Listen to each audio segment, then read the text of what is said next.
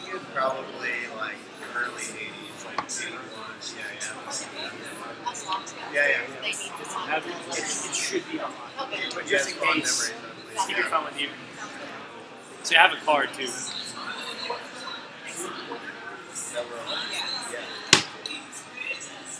So you guys do entrance music for every single person who comes up? We started doing that Phoenix. Yeah. Everybody has like their Entrance walk song? song. Yeah. I asked him. I think that'd be funny.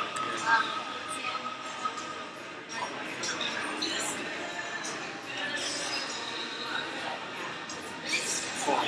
I'm gonna go ahead and turn the music off for a minute.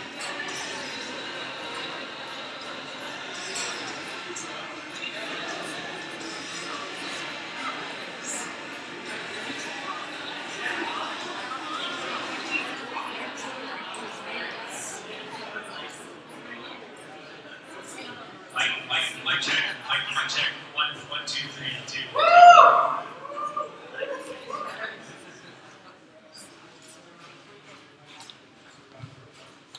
All right, good evening. Good evening. All right, on behalf of Galvanize Denver and our entire instructional staff, I want everybody who was involved with the education of G77 as a teacher. Can you please stand up right now?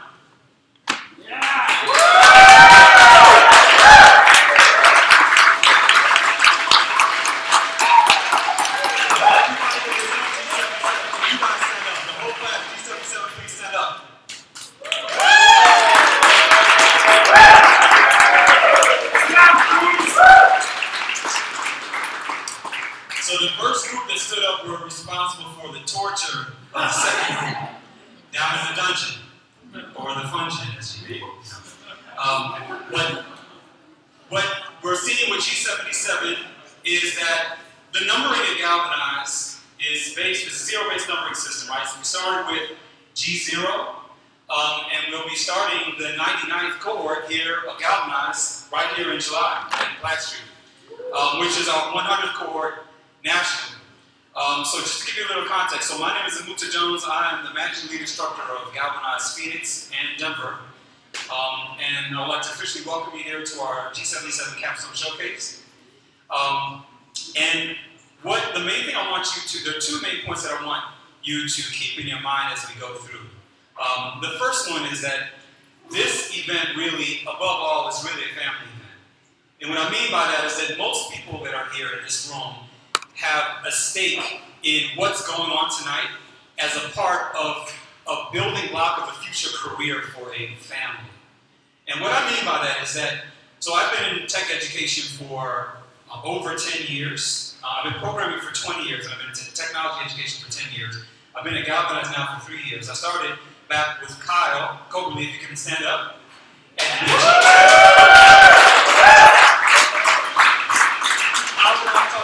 In this very same building back when we only had one cohort. We had one cohort in this building, G10. And we've been here this whole time. And what we've seen is that this is a process. Galvanize provides an opportunity for intergenerational transformation. What I mean by that is that you have people who, we had in G10, we had 2 students who were truck drivers driving across Ohio, heard about Galvanize on NPR.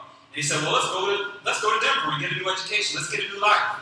We have people who are actuaries, who are medical students, who are law students, who are lawyers, who are dishwashers, come to Galvanize and change their lives in ways that affect that family for, the rest of the time. Because if you can afford to live in Denver, that in itself is an accomplishment, right? Let's be real. And this career, this technology, being able to do this, it really is changing lives for a lot of people. I've been in technology education, like I said, I helped start technology high school out in Philadelphia. I taught at Denver School of Science and Technology. Other people like Kim Fleshtiger, can you stand up? Also been involved in there are people in this room who've been in education for a long time who really have not seen anything like Galvanize up to this point. So the first thing is family change. This is changing lives for families. Some of you here are parents. If you're a parent, can you just raise your hand so I can know who the parents are in the room. I can already spot, because I'm a parent, I have 4 kids. And, you know, this is a big deal. You know, I went to Brown University, undergrad, Ivy League school, great. When I got out, there was, you know, only a few times in my life where I really felt like that Brown, that degree, it was a name. But Galvanize gives you more than just a name, it gives you a skill set that you're going to be able to use to make a really good life and a good career for yourself for the rest of your life. So what you're going to see here at G77 with their capstones, this is a big building block of their careers. Being able to show this work is a big building block for them being able to have a career, to really do something they like. A lot of people go to school to do things that they don't like just because they know it's going to make money. But in order to make it this far galvanized, you have to like this stuff because it's hard. And I'm joking about torture, but you know, we put these students through a lot. These students had to give up their lives, they had to, you know, to work for 6 months and, you know, not be able to work a job, not be able to have income, and have other people support them. It's a big sacrifice. So I just want you to keep that in mind. The second thing, quickly, I want you to know before I introduce James Schultz, who will be introducing G77, is that Galvanize has 2 wings to the educational component. We call our enterprise wing, and we have our WDI wing.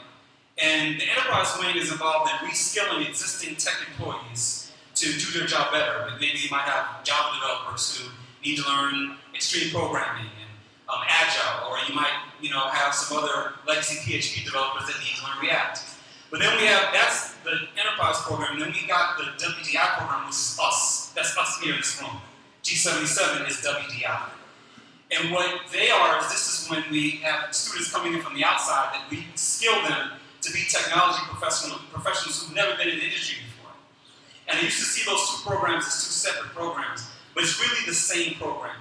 Because what it means is that we are in tune with the needs of what the industry wants, and we are giving those skills no matter where they're coming in. If they're already an existing employee or if they're new employees, we're helping to provide those skills. In Phoenix, so I started here at Plaza as lead instructor, and I've been working in Phoenix for 18 months down there as managing lead instructor for Galvanize Phoenix. And I'm seeing companies coming in and saying, hey, we want you to start a cohort that's exclusively for our company. So we're basically, they want a homegrown cohort just for the needs of that company. And this has happened. I've had 3 different meetings with 3 different companies that I've been involved in. I've seen that. I'm saying all that to say that Galvanize students are coachable. That's why they make great employees, because they're coachable. We give them the ability through something that Kyle and them started here called Courage Time, where it's like on a continual basis dropping you into an unfamiliar environment. And then we also, in all of our Galvanize campuses, we have something called Unfamiliar Environments Unit, where we drop you into, it's like in the Marines, you know, they drop them into the forest, or the jungle, or the swamp, and they've got to survive. That's what these students have had to do. G77, these capstones that you're about to see, they had to do it, part of it in an unfamiliar environment, something that they never saw before, and make it work without a lot of help from instructors. So all of that is to say that we have a really, really talented group of students here, really passionate about what they do. We're super excited for them. We're all family in this room. We want you to make some noise for G77 Capstones.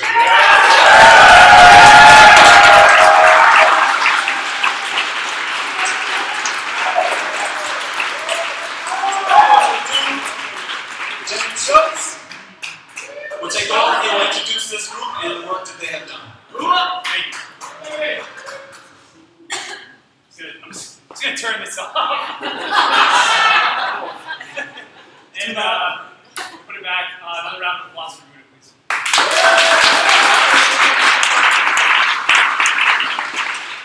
I'll take up too much more of your time. I've been informed that I'm actually dressed incorrectly, so I'm going to fix that. Let me remedy that real quick for the rest of this.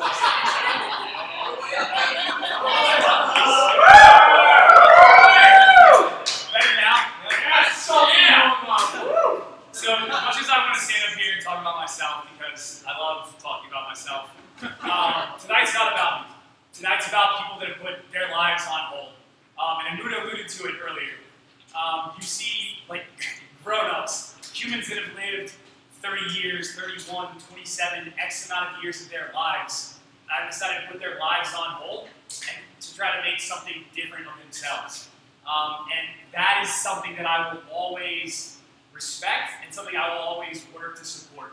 I've always told students that you work hard, you put in the time, you put in the work, I'll be there every minute, every hour for you. Make no mistake about it. Every single person that's about to come and present tonight has put in the time, the blood, the sweat, the tears, the alcohol, the fists on the table, the cigarettes out back. Whatever it is, they figured out a way to make it work. The capstones are the culmination of that.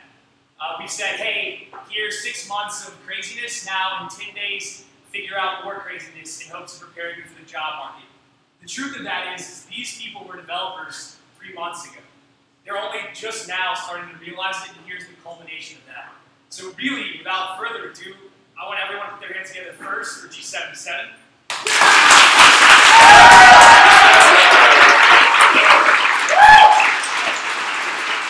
Without really any further ado, the lady, the myth, the legend, Ellie Jang.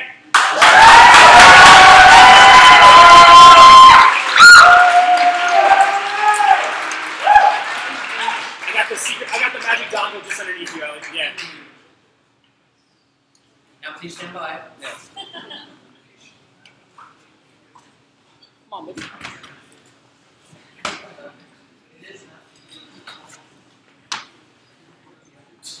Good? All right.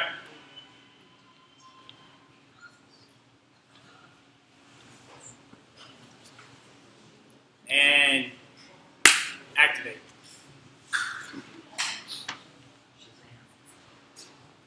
Where's that magic dongle? Yeah, it's just, Oh, it's in there. I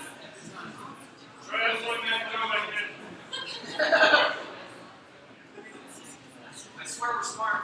There we go. okay. All right, come on. I said it jiggle a little bit. There we go.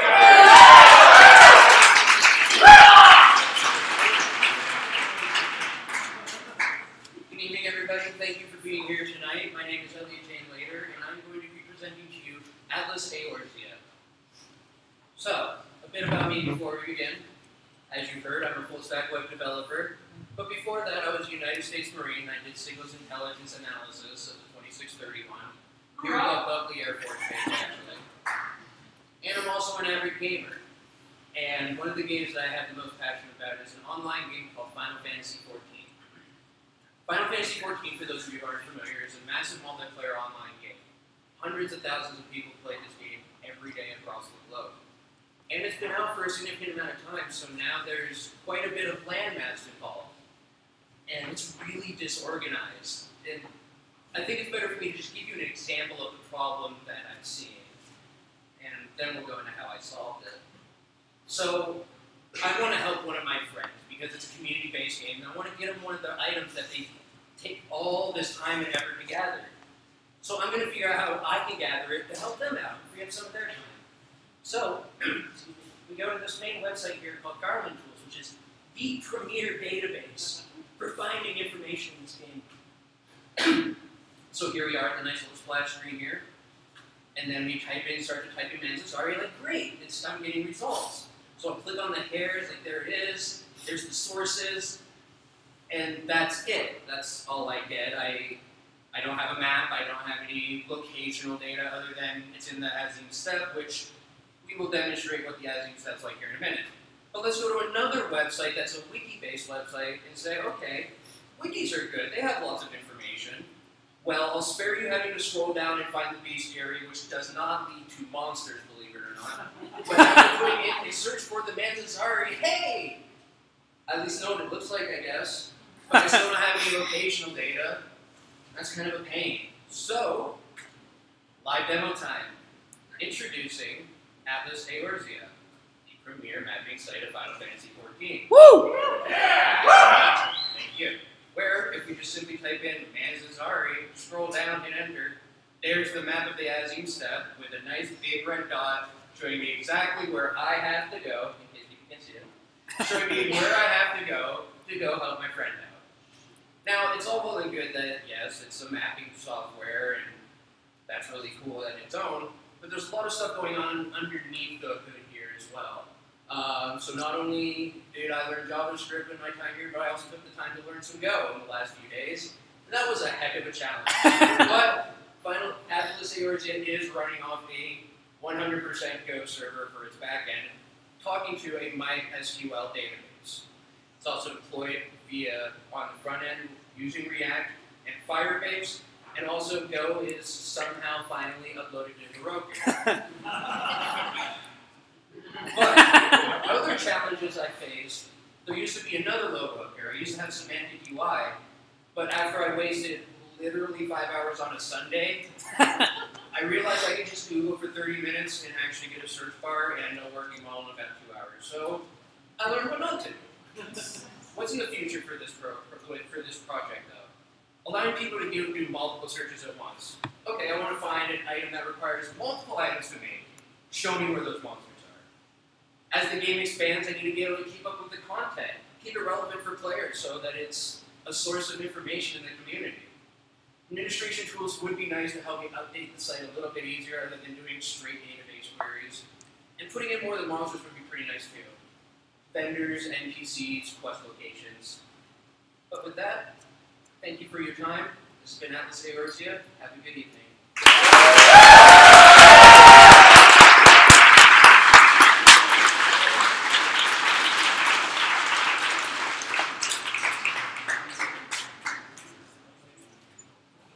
So I realized that other people need the microphone, so I'm going to turn that back on. The next presenter is somebody that I feel like is one of the most selfless people I've ever met in my entire life. He grinds, he grinds, he grinds. You know him by his street name, Coleman. That's what we're going to introduce him as. Coleman.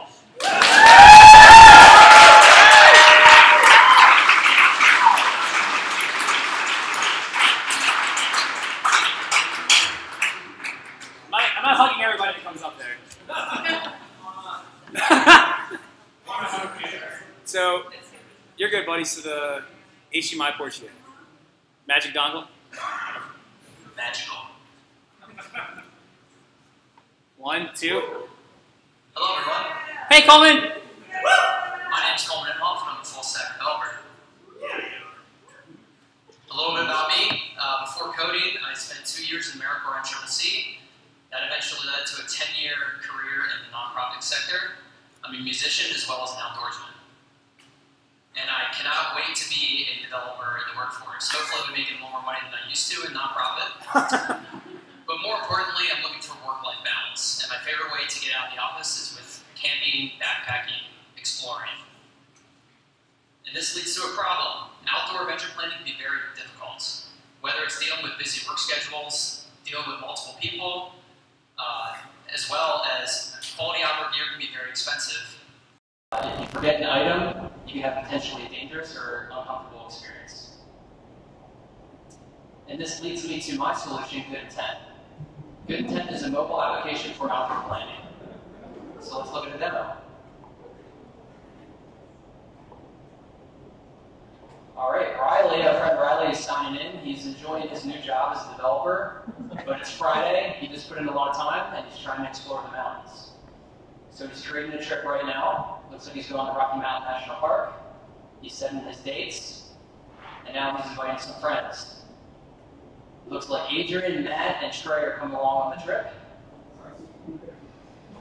Now he collects on his new trip, and now he's going to create individual packing lists for each member of his party.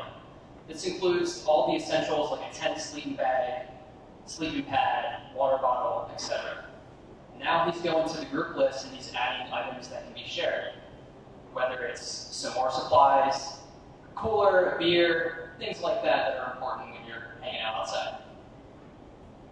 Now he's going through and checking some items off that he has. But unfortunately, he does not have a headlamp. Boo. Luckily, that goes to the group list. Now everybody's notified that Riley's missing that item.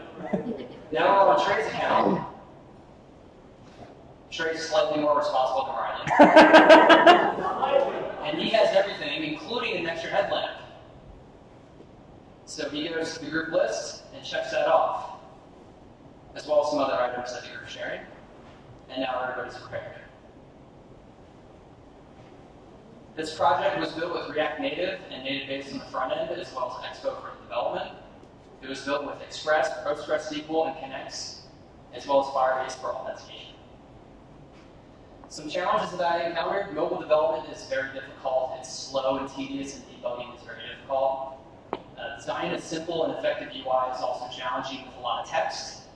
And I also had a more complicated database than I anticipated. Surprise, surprise. Some future plans that I have: I would really love to incorporate some hiking and campground details, as well as Google Maps, weather, and some notifications. Thank you, everybody. My name is Cole Menhoff. I'm a full-stack developer, and this was Good Intent. Have a great night.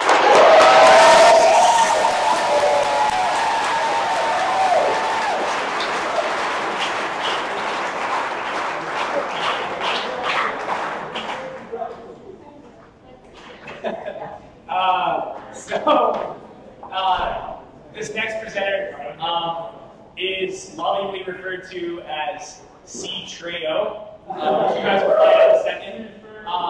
He enjoys pina coladas and getting hot in the rain. Ladies and gentlemen, Trey.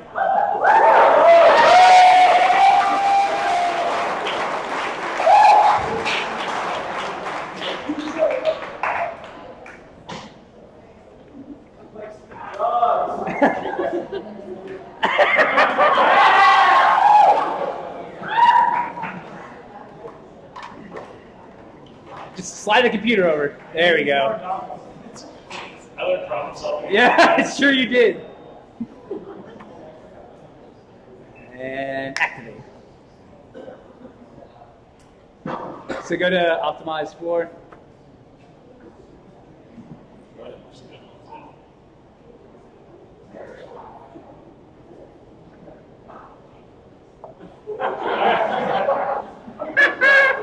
Hi everyone, my name is Trey Cottingham. I'm a mobile app developer and a startup enthusiast, and I'm the CTO and co-founder of Road Rewards LLC in Boulder. So like I mentioned, I'm a big fan of startups, and that's part of what brought me to Galvanize, is that I really wanted to learn a more valid skill set than I was using in past startups. This is, in 2015, I worked at a company called Park P&P, which was a startup. There were 8 people on the team. It was extremely fun. I loved competitions. I loved bootstrapping, and just like taking an idea and turning it into a product and turning that into a company was so exciting, and I really wanted to get back into that. And tech obviously has a very large role in startups, and so that was how I wanted to re-specialize. But I was working in sales and marketing. I really hate sales and marketing. That's not for me. So I came back to school to learn development. So I want to talk to you about a serious problem in the world at large, and especially in our country.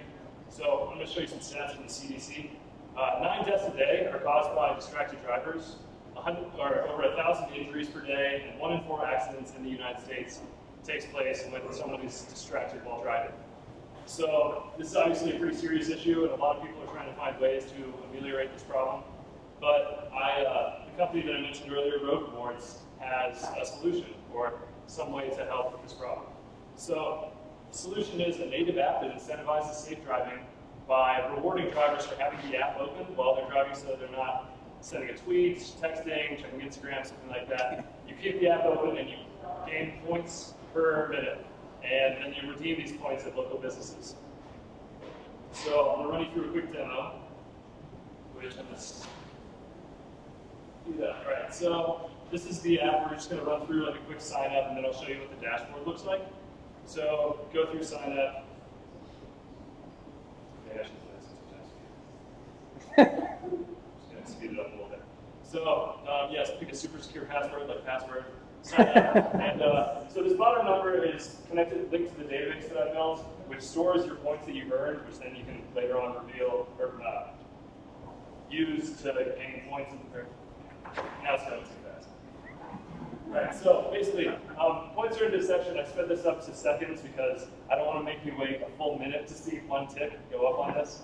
So, but basically, when you hit add points to total, it stashes these in the database, and then you'll later be able to use those points. That's a future feature. And so that is just a quick run through of the app. This is where this always goes wrong. But it's going right now. All right. This is planned. There we go. All right, so technology I use React Native to build the app. I use Node.js for the background, Expo for testing, Heroku for database deployment, Firebase for user authentication, and Database for UI. And challenges, working with time data was kind of difficult. It comes out in like the most convoluted, complicated format that you can find, where it has like milliseconds that you have to parse, et cetera, et cetera. It's annoying. User authentication is also not super fun, but not that hard. Future implementations, you need to be able to redeem these points on local businesses, but that's also part of the business plan that I'm not really in charge of since I'm doing the tech. So this is just a future feature. Mapping and basic music functionality, you need to be able to do it. Be listening to music and mapping around while you're driving, and generating points based on speed. So those are future implementations. Thank you so much for your time. This has been Road Rewards. My name is Trey Cottingham, and here's how you can reach me if you need.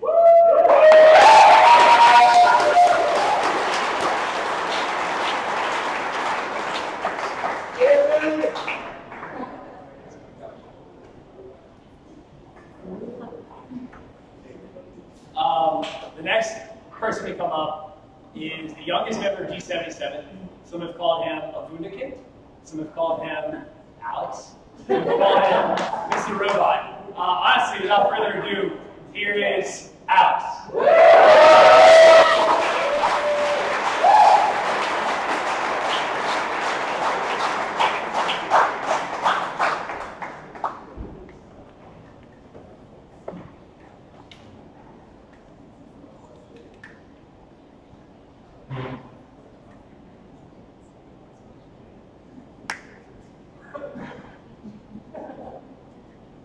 Hi guys, my name is Alexander Carlson.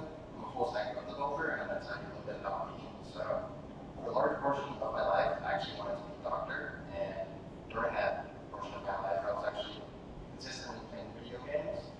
So I was always with the computer, but I never once considered coding until my first CS class, and I ended up pretty galvanized to become a full stack web developer. It's one of the mottos that sold me is that I will do more work if it means I get to do less work later.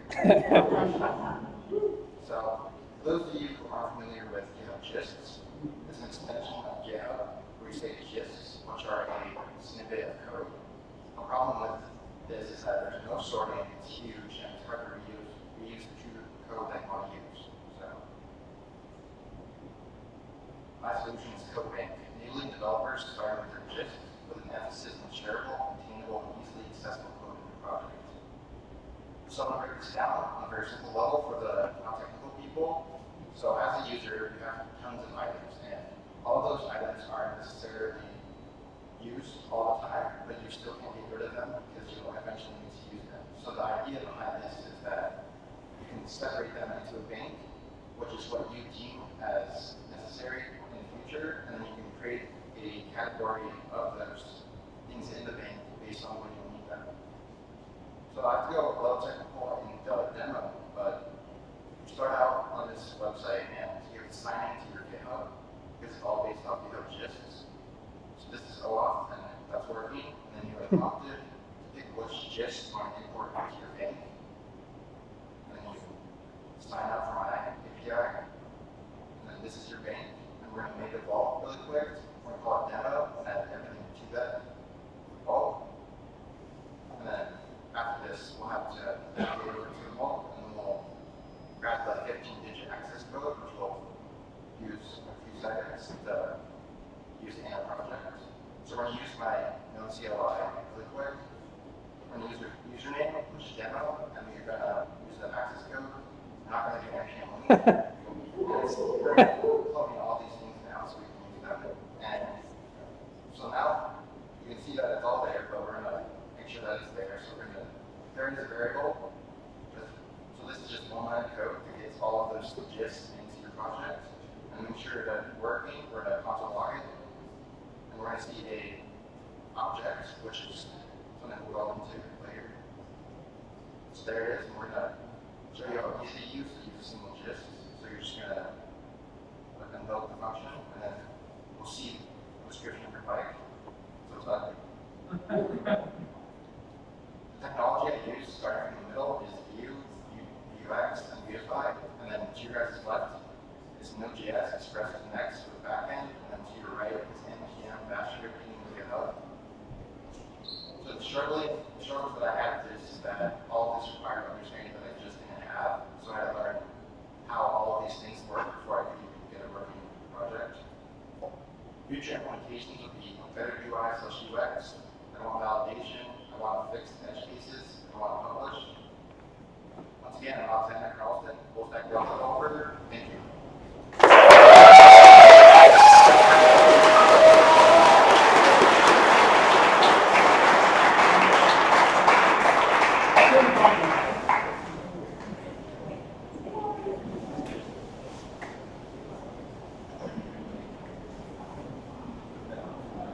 You didn't put them on? So the next man opted out of his $130 shoes. He's an amazing individual. Like I think like 90% of the cats in this cohort is also a veteran. It's Chris.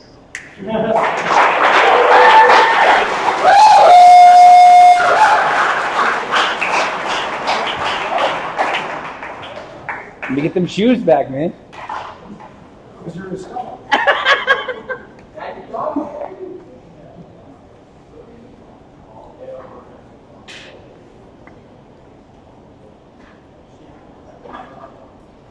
Chris, angle your screen down some. Down. Yeah, more. Now I can see your face better, yeah. And then, yeah, okay. Welcome everybody, my name is Chris Bernina. Thank you all for coming out tonight. I'm a full stack developer. A little bit about me. I love computers and I love the internet ever since I was a little kid. I remember when my family got our own personal computer back in '95 for Christmas, and I was hooked ever since, and I had to beg and plead for 56K dial-up. And ever since then, it's changed my life, and I never thought I'd have the opportunity to work on programs and web applications. So I moved to Denver in 2015 when I was not really excited with my current career. I really wanted to get into the tech industry, and here I am. So it took me 2 years, but I got here to Galvanize. In my free time, I really enjoy hiking and biking. I love trying new restaurants, and I also really enjoy trying the occasional alcoholic beverage. I've been trying to get into the wine scene for the last year, and it's really hard when all of your friends are avid beer drinkers, so you can't really get a good recommendation from them. And also, there's just way too many wines to keep track of, and it's really hard to develop a palette of what you want to get into. The cost of trial and error is a real estimate. Way too much money in the span of 4 to 5 months, just unnecessarily trying things and realizing that I just didn't have anything that I enjoyed. So my solution to this, where I can keep track of all these wines, is my app called Unwind. So I'm going to log in, and my good buddy James told me about this really good, so I went out and bought it. But it's going to take me to my wine list. I can check the notes, I can check the name of the wine, has a picture of it. So I picked up this wine called Decoy One Low. Thanks to James. No worries. So log it in here real quick, and now it's going to be on my app, so I will know for the future. And now I can head to my profile page just to check my stats, what I liked the most, what I didn't like, how many wines I've loved so far, and I can check out my friends list to see what they did login and all that fun stuff. So the technologies I used to build this app was React for the front end, React Native and React Native elements for the component library, Expo for the environment. I also use Connect, Postgres, and Nerve for the back end, and Heroku to deploy. Some of the challenges just learning React Native in this span of just a short amount of time is really difficult, and also the development environment is also very slow, cumbersome, it crashes all the time, so you lose a lot of time just working with that development environment. Scene navigation was also very challenging at first, but we found a solution in the first few days. Also, having my data submit correctly was also a problem because it kept breaking my app. Some future implementations would be full user authentication. I would love it to be a more social environment and to build a really cool database full of wines and make a really awesome API. So, thanks. My name is Christopher Nina, and here's my contact information. Thank you very much.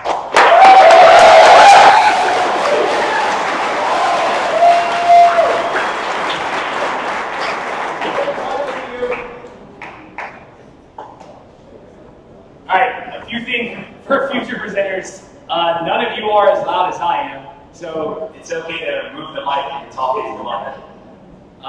That being said, the next person should have red, white, and blue hair, but she doesn't. She is the semantic UI genius of the class, among other things. Give it up for Miss Alyssa.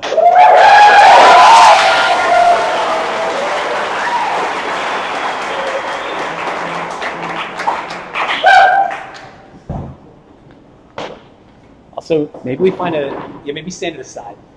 Yeah. So people can see you. Right on.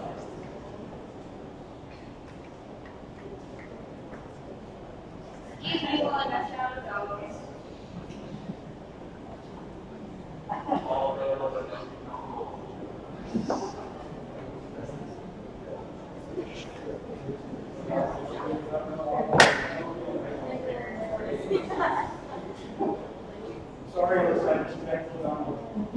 No, I couldn't find it. It was right on the stand. All right. There, yeah, stay that side. Yeah. Okay. Hi, everybody. My name is Alyssa Ebert, and I'm a full stack developer. A bit about me. I was Colorado born and raised. Before I came here, I worked in graphic design for a few years, and I, for most of my life, have had a ridiculous passion for food.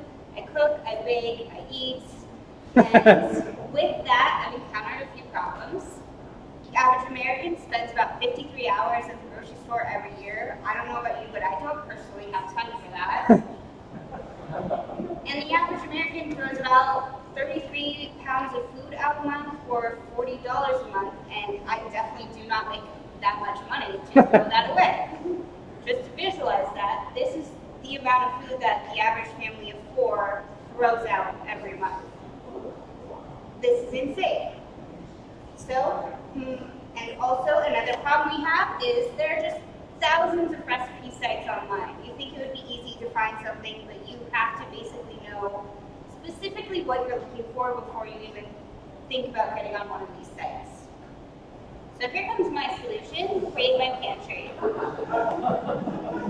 My goal for this app was to give a way to easily find recipes based on what you have in your pantry to kind of get rid of the excessiveness of delving through all these sites. So going into the demo, I designed this for users like my sister. She never really knows what she wants to make, so she's going to go in, log what she has. She's got some flour, she's got some chicken, she's got some various veggies, but generally she'll message me on a weekly basis being like, Alyssa, what do I make for my birthday? So I'm trying to cut out the middleman and just give her a way to do that. So also, she can log what's already in the list, but if she finds something that is not there, she can go through and add that to her custom pantry. So she's got curry powder, it's going to live in the spices and seasoning section. And then from there, she can add the ingredient and then search for recipes. So it's going to pull up these recipes. There's various sites. She likes the second one, so she's going to pick that recipe and it pulls it right up there for her. So the technologies I use to build my app, I use Vue and Vuetify for the front end because Semantic UI does not have a built Vue built yet. I use Node Express, Connect, and PostgreSQL for the database, and then I use Heroku and Firebase for deployments. Some of the challenges I encountered was data binding with UX. I am originally a React girl, so Vue handles things a bit differently. I also originally was trying to build this in Android Studio, and it crashed on me so many times. So I pivoted to make this just a PWA app and switch technologies so I could make it something that had full functionality.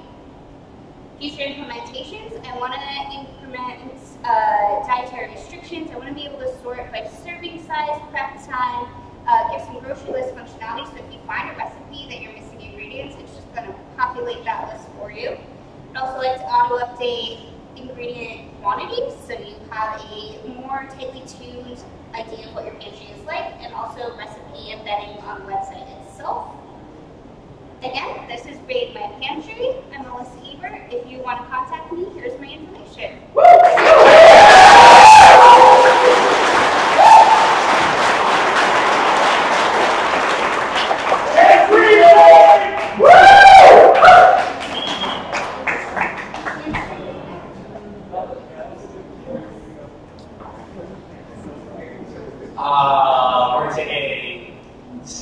right? Right? What time is it?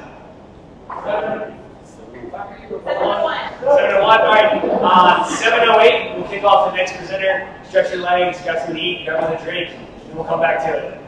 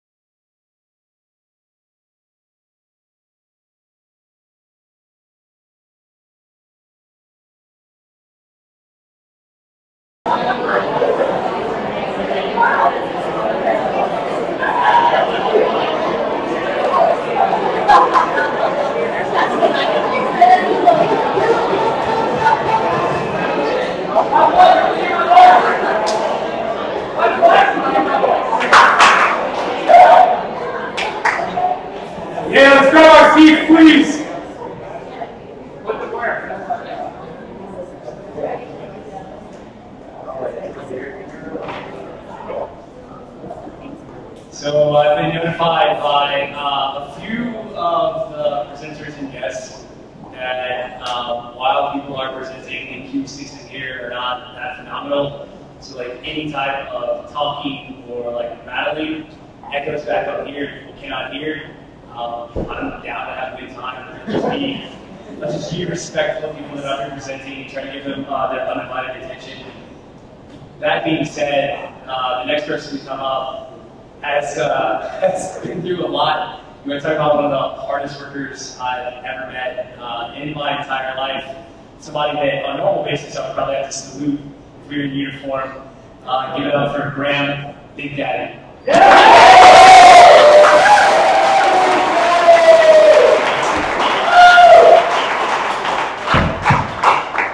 How's everybody doing tonight?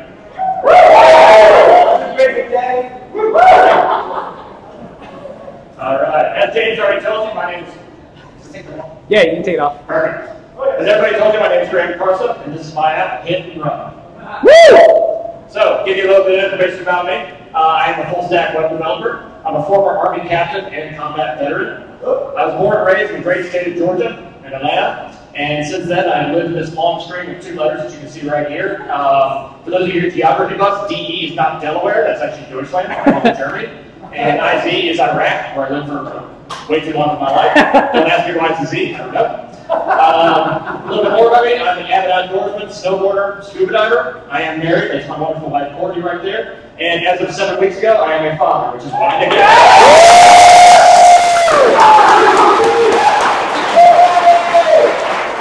She did all the work,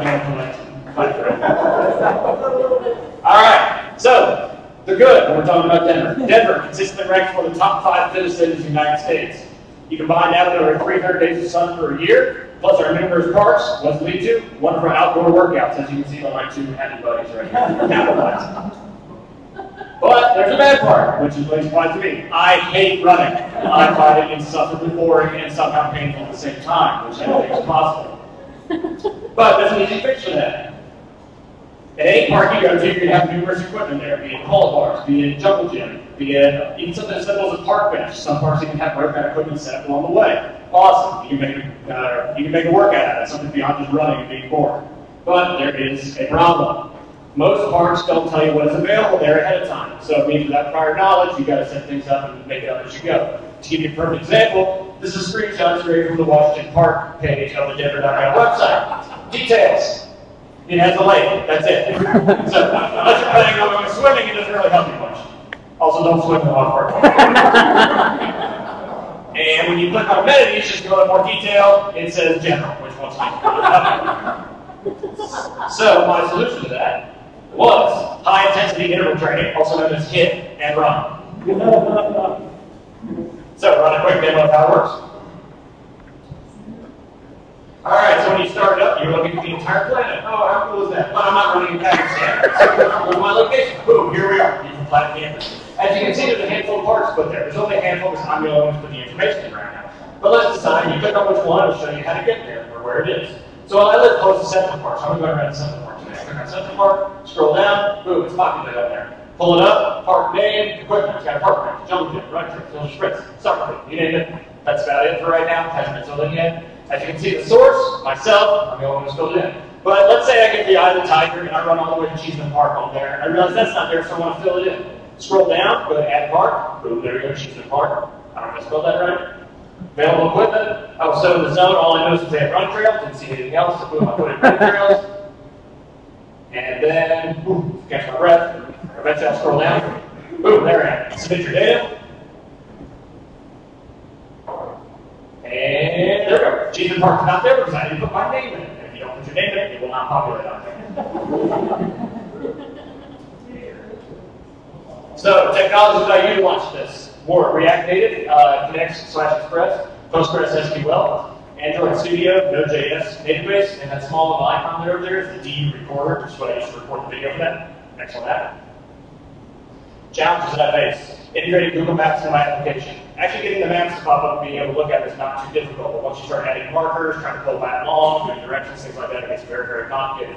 Learning new technology and languages is always a problem. For me, it was React Native. That's my new one to learn. and then learned to work on a brand new interface, which was Android Studio, which was completely different than anything we've messed with prior. Future iterations, better UI UX. Never-ending saga trying to improve your UI UX. I had abilities to add new parts by clicking on them on the map as opposed to having to put it in names. Adding, like I said, adding map markers is very, very difficult. And then add ability to upload workouts for each individual part. So you can say, okay, this part has X, Y, Z equipment, therefore you should do ABC workout. Boom. Once again, that is my app, Hit and Run. I am Graham Carso. You can reach me here at all this information. Thank you so much for your time.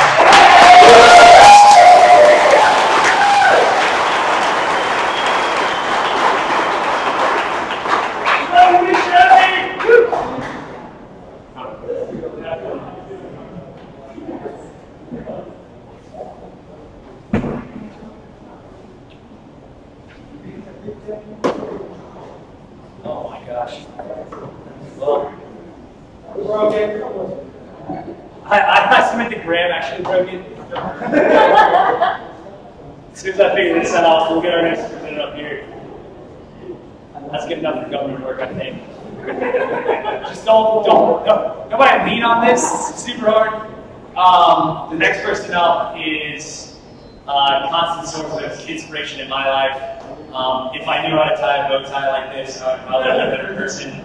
Ladies and gentlemen, give it up for the Shot Carter.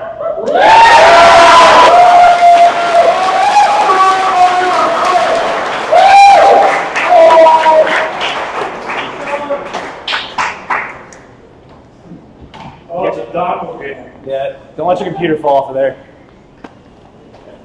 Oh God, we haven't been streaming this whole time. I'm just kidding, I'm streaming.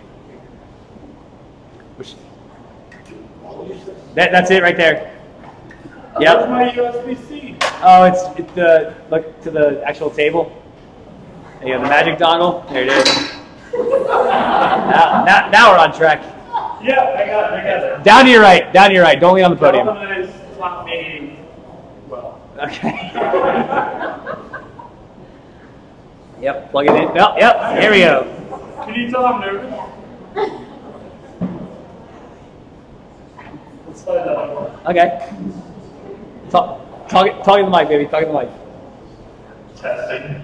This is Sean Carter. Okay. All right. Hi everyone. I'm Chuck Carter, and I'm about to introduce my ritual, Alexa skill that I developed. A little bit about me. Have a finance degree from Metro. Galvanized full stack graduate. Seeker of new experiences and a lover of love. So everyone has rituals in their lives. Anything from yoga to meditation. Myself, I like to wake up every morning and grind up some fruits and veggies, chug them down, do some yoga, and then take a nice shower naked. So sometimes, it's not that easy. So I'm going to introduce my ritual and Alexa's skill. So what can my ritual do for you? It can help you organize your daily tasks. It can help you discover new things, ensure that you're keeping up with it, and then also make sure that you have reminders and a good shopping list of everything that you have going on in your life. So I'll do a little demo here. Use the mic. Alexa, open my Capstone demo. Oh, God. Alexa, open my Capstone demo. Welcome to my ritual. I hope your day is going well. What can I help you with today? What is today's card? Okay, so you want me to draw your daily tarot card. Give me just a minute to shuffle the deck while I read it out.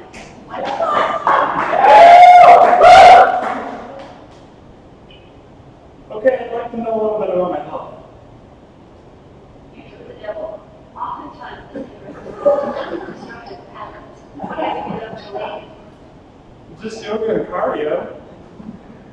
Let's not fool ourselves. Faster than Chris Farley. Professional therapy and my ritual, you can probably make it happen. Anything else I can help you with today?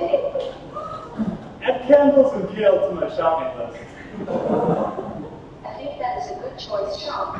Add to your ritual list. Is there anything else I can help you with? No thanks, I need to get back to my capstone. Are we not? You didn't warn me about this. Good luck. You really need it.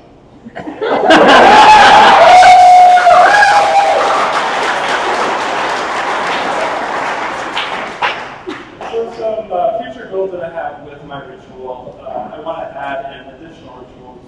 Meditation and yoga, definitely first. I want to add in dash button support, so you can hit a button in your house and it executes your order. And then I also want to make the speech a little bit less robotic. And then I want to add in some other languages too.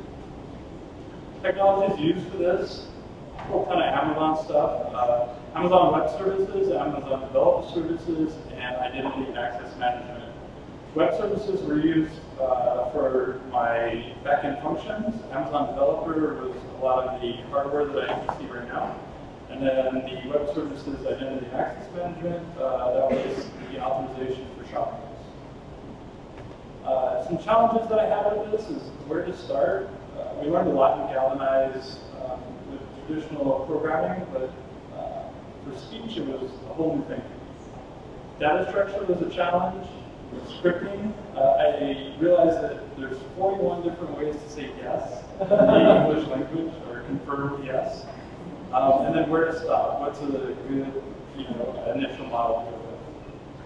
A little bit of a recap. Rituals are obviously important to everybody. My ritual and Alexa's scope can help you with that, and I went over a little bit some of the problems and how it's made. My name is Sean Carter, and I'm studying for contact me.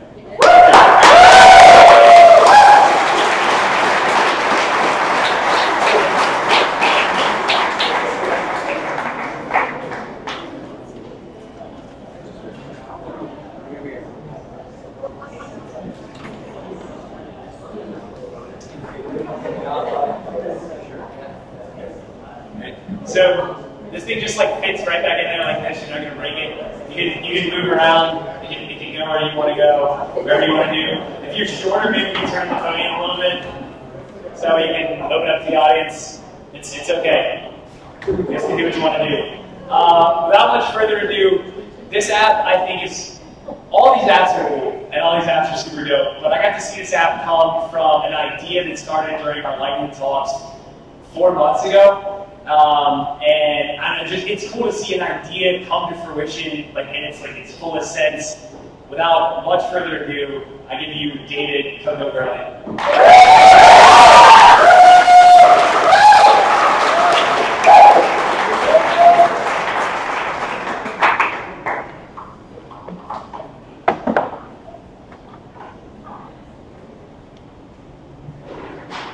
There are no sassy robots in my business. I am the sassy robot. Yes,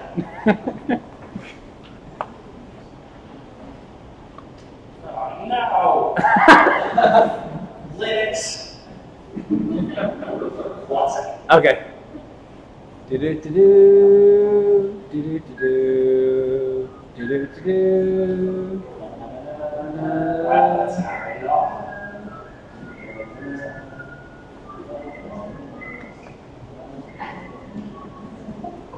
Sorry. It's okay. It's okay. Beautiful UI.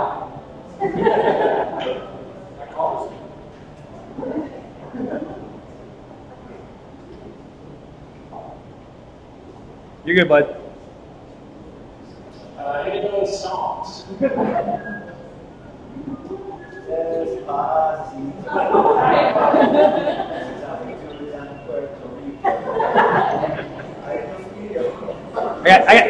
I got a song for you, David.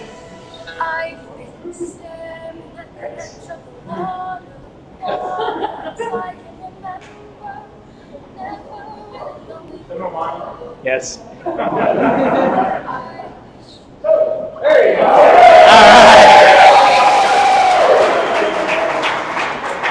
I had that said about 5 times. All right. My name is David Gurley. I am a front-end developer with a focus in UX and UI. But before this, I was a financial advisor with a background in economics. I really enjoyed my time in that career, helping people get invested, save for their retirement. And those are the more complicated aspects of your financial life. But what I found was the most basic part of it was often missing, which was the personal budget. If you weren't an engineer or already a financial advisor, you often had times of great difficulty getting a budget solution together. The apps that are out there are too complicated. They have a lot of bells and whistles. They are confusing, and a lot of users either stop using them completely or misuse them. And with all the bells and whistles, it kind of missed the point for me. I believe money is emotional, so you really just need some positive reinforcement, some good success, and a nice, simple way to keep track of your purchases. The other problem is that your data is often not secure, meaning that we've seen a lot of financial institutions get hacked, data breaches, things like that, and these apps often require a bank account to be linked to the application to work correctly. And even then, it pulls in your purchases wrong. I'm sure you've all experienced this.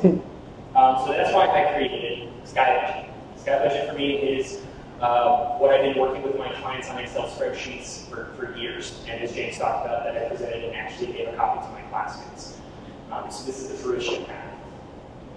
So my solution with SkyBudget to fix the budget problem was a simple interface. I wanted good design first and foremost, because you're supposed to be able to interact with this every day.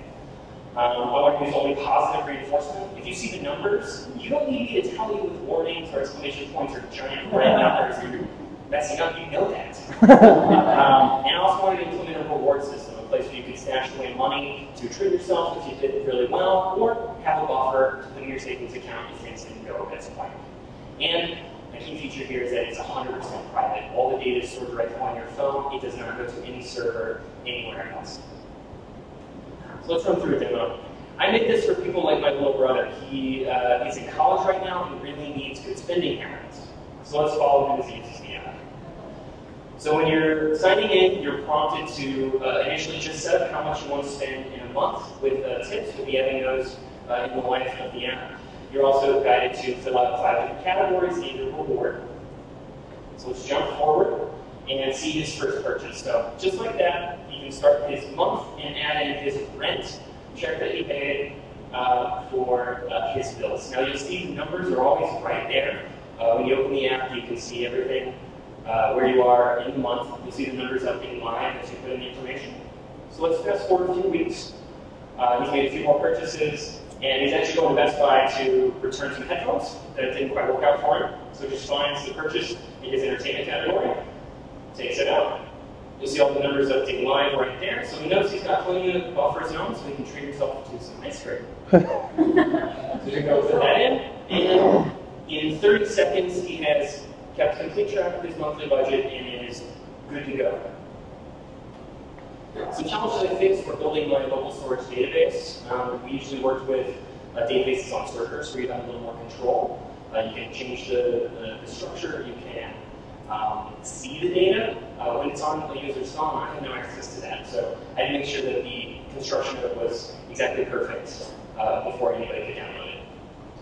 Getting the math to be correct all the time, everywhere, was a challenge as well. People are making financial decisions based off of this. It needs to be good.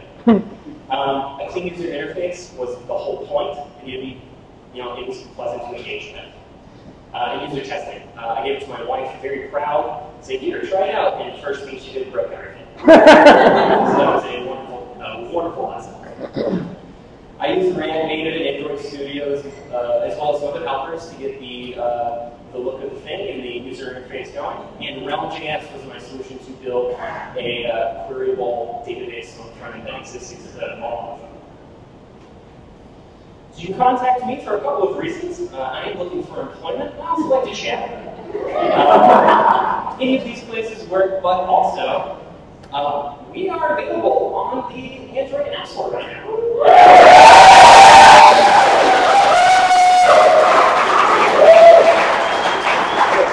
If you have an Android phone and you want to be part of my closed beta, hit me up, either on these or after this, and I'll give you a download code. Thank you.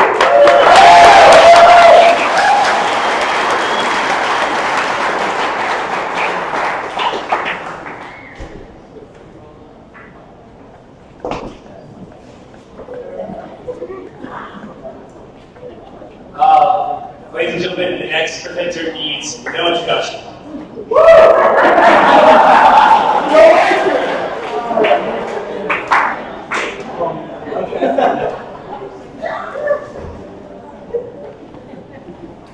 All right.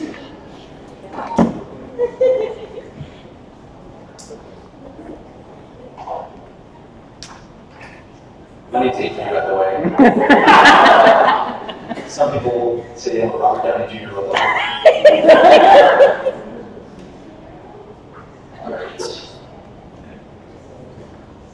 Alright. Good evening, everyone. My name is Adrian Lai, and before we get started, I'm going to talk a little bit about myself. So I come from a family of four. I think my mom and dad are live streaming right now. I'm mom and dad, and I can also do half of a cartwheel. Before I came to Galvanize, I was in the Navy as a submarine officer for 8 years. Before getting out, I did my MBA part-time at Kellogg, and then worked at one other job before I decided that I wanted to be an entrepreneur. However, I was an entrepreneur with zero coding skills, nor did I have any coding friends. Since coming to Galvanize, still an entrepreneur, or entrepreneur, whatever you want to call it, but I'm now a full stack developer. And I also have a community, despite what they may tell you, they're my friends. The developers are super cool. Alright, so the bump that I was talking before I came here was actually for one of my good friends that was in the Navy with me. And when he went to the private sector, he became a road warrior. So he was traveling Monday through Thursday, 4 weeks out of the month. So I want to walk you through the pain point that he brought to me, made me start solving the problem. So it's a typical Tuesday for Roby, 7:30 p.m. He's been at the client site for 12 hours, and he's got some decisions to make. He has 4 hours work to do. He needs to figure out what he's going to eat. He wants to work out, and at some point he needs to sleep. And then today, despite his best intentions to maintain a healthy lifestyle, he skips the workout. Next decision, what he's going to eat. He starts scrolling through his food delivery apps, sees this healthy-ish looking salad, keeps scrolling. And then he sees this pizza. Comforting, filled with calories, carbs, and again, today, despite his best intentions, he goes with the pizza. 2 hours later, 3/4 of the pizza and a stomach full of regret, Roby's finding hard to do his work. And while this is just one Tuesday for Roby, studies have shown that business travelers, if he continues down this path, are subject to increased risk of stroke, heart attack, and obesity. And the problem is that eating healthy while traveling is hard. So that's why I started Biz Eats, and I'm helping business travelers eat healthy while they're on the road. We're partnering with healthy, ready-to-eat meal providers, as you can see on the right, and allowing business travelers to plan ahead and book their healthy meals. And here's how it works. So as you can see, our first user here is, who is it? Oh, it's Baby Hips at hotmail.com. So Riley's our first user. Riley, welcome to 2018. She made a Gmail account. Right, so Baby Hips gets a new order. Right now we're just in Denver. And he's going to arrive here because he's traveling. He had a traveling business job, coding job. And he's planning ahead. So he's planning for July 9th, which will allow you to do that to book your healthy meals. What does he want to eat? Paleo burger sounds good. Kind of want 2 of those, I think he says, but nah, I got to keep my Baby Hips. Let's keep it to 1. What else am I going to get? Oh, bean baby kill salad. Let's get 2 of those. And that's checked out. I think that's enough for the week. So he checks out and puts his credit card information, and then he logs out. Thank you, Riley. Here are a bunch of the technologies that I use. Super complicated, but somehow managed to figure them all out. And challenges that I faced. There were many more challenges that I faced that could fit on this slide, but these are like the greatest hits, my 2 favorite. The first one is using one new tech, and then a couple days later I realized that it required me to use another new tech. And then the second one is good here, a GitHub merge conflict with myself. So for those of you that are not technical here, that's sort of like tripping over your own feet. The right foot should know what the left foot is doing, but I managed to do that. Future iterations. add more vendors and cities as we grow, add more login options, and then improve the UI and UX. Once again, my name is Adrian Live, and you can contact me.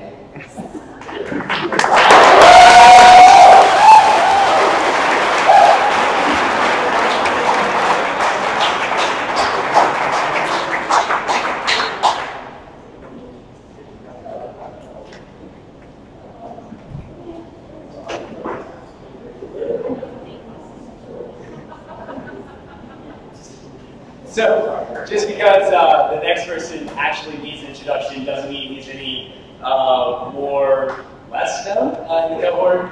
I've actually had the opportunity to be with him the majority of my time here at Galvanize and his time here as well. A great dude, always with a smile on my face. It's quick with a joke or an off-the-cuff, smart-ass comment. Ladies and gentlemen, give it up for Keith.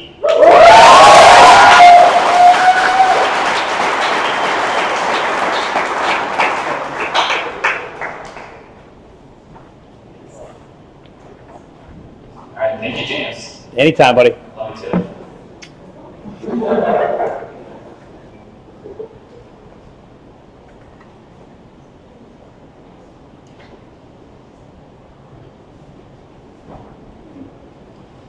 All right.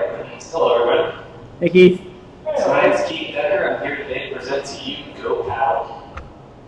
So first, a little bit about me. I'm a full-stack developer living here in Denver, Colorado. I grew up in Maryland, spent a lot of time on the water, kayaking, canoeing, doing all kinds of fun things. Really moved to Colorado 9 years ago for the outdoor lifestyle. Now I've been here just for development. My next endeavor I'm going to get into along those lines is whitewater kayaking. So a little bit about whitewater kayaking. It's really important to go with groups. One of the main reasons for that is safety. The more people you have with experience, the less risk you have of injury or death. Everybody loves that. So, one of the ways you get around that is like you join a paddle club or you join a meetup. The problem with that is it's kind of restricted. You have one choice of where you're going that day. You don't have a lot of opportunity to choose where you want to go. The other problem is you can try to get some friends together. But as we all know, sometimes getting friends together is a little bit like herding cats. And also, once you do choose a place to go, sometimes it's hard to know exactly where you're going to be meeting up on a river. You can't exactly look up an address for that access point. So that brings you to my app, GoPaddle. I'm running you through a little user experience here with Justin. So Justin wants to go on a trip. He logs in, enters his email login in here, types in his password. And he's thinking maybe he's going out to Buena Vista, so he wants to check out what's available on the Arkansas River down there. He kind of looks around, sees there's a little play park trip going on the day that he's looking at. He wants to look at who's attending. He can see the people going, sees their skill level, the safety training they have to them, and then he can very easily look at the meetup location, have an interactive map, see exactly where he's going to be going for that trip. But none of that really interests him. He's looking for something a little bit more advanced, so he decides he wants to post his own trip. So he hops on, enters in a date, puts in the difficulty, and enters where they're meeting up, and then he does a brief description. He wants to do the numbers. He's ready to look a little bit more advanced here. And you can post that trip, though he's going yet, he can click on there, easily RSVP, submit that in, and now all his friends can see that trip. And that trip is well on its way. So that's my app. Some of the technologies used here, I used React Redux for the front end. From the back end, we did Node.js, Express, PostgreSQL, and Connects. We used Firebase and Heroku. Also used Firebase off for the authorization there, and we used Leaflet for the maps. So some of the challenges with this, a little bit of learning curve set with Redux. This is my first time using that technology. It's a little bit to learn how you use it a little bit differently than normal React. Once I got that going, it's very smooth sailing there. Same thing with Auth, it's a little bit different. I've used that a little bit in the past, but a little bit different with Redux, but got that figured out. And then also, there's a time constraint. It requires a very lean MVP. One of the things I've learned about development through all this is like a lean MVP really makes you a better programmer, gets you relaxed. And it's also difficult to know what users want with that research. A lot of UX, you have a little bit of information going into it. It's hard to build an app, map out user experience without actually doing any research beforehand. So future implementation, I like to have the ability to pin drop locations rather than entering coordinates, make that a little easier for users. I want to build in some messaging between users so they can easily communicate communicate to each other. And I'd love to build in a little ride coordination, so somebody's going down the river and need to ride back up. I like that to easily live within the app itself. So that's my presentation. Thanks so much for coming out here, guys. My name is Keith Decker.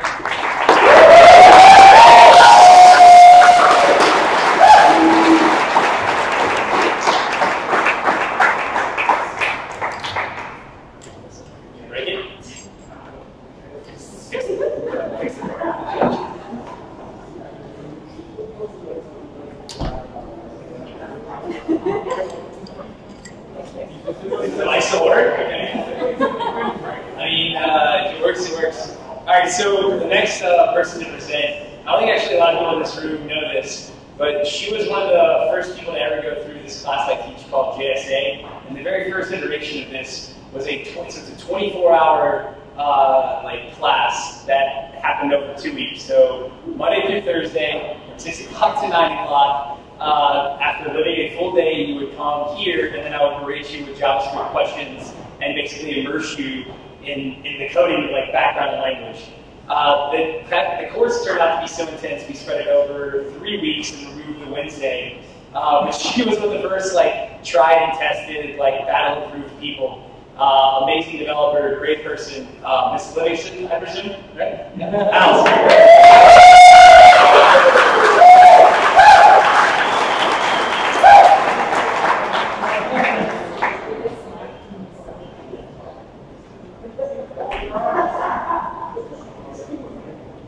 That's just going to take us out. If it zaps, you just hold on to it longer.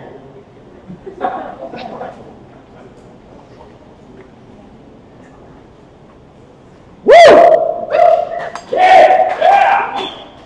Alright, good evening everybody. My name is Alice and I am a full-stack web developer. Before moving to Denver and starting my journey here at Galvanize, I traveled throughout the United States conducting audits at construction laboratories. And while I love traveling, this did keep me on the road for a long time. So I had very limited amounts of time back home to spend with my friends. So when I was home, we loved to spend time playing activities together or games, such as going out and doing top golf or bowling together. Now the other thing about me and friends is that we're super competitive. We like to keep track of scores for every single possible win, in every single game, in every single activity. So we found it really fun and it brought us closer together. But we did come across a couple of challenges with that. First being that there's often no central place to record our wins for everything. We often have to open up different applications, or there's no real place to track these wins.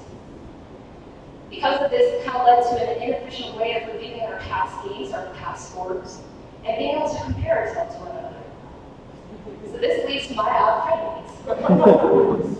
Frenemies is a mobile application where users can track all their wins across any activity in one central location.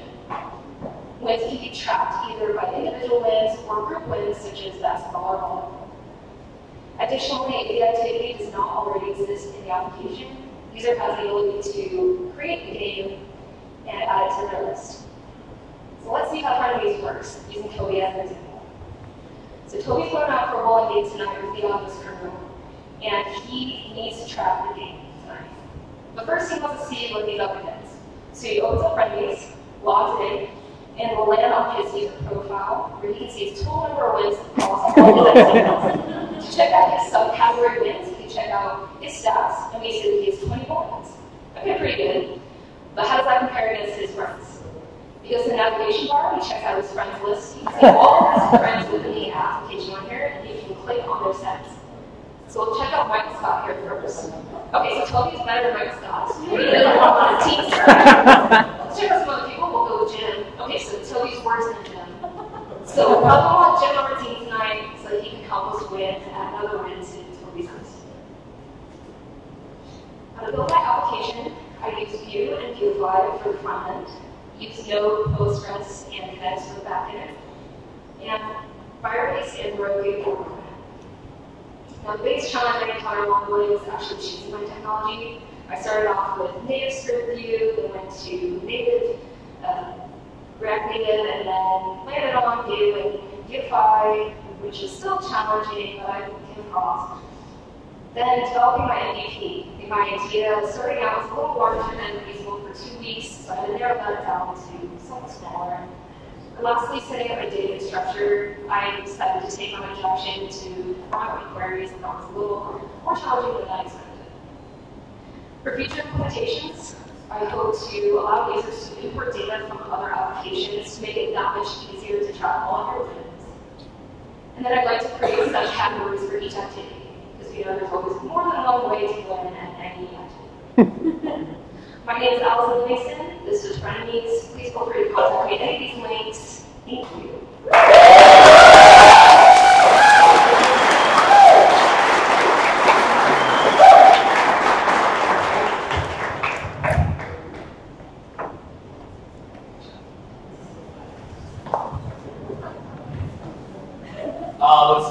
Time check.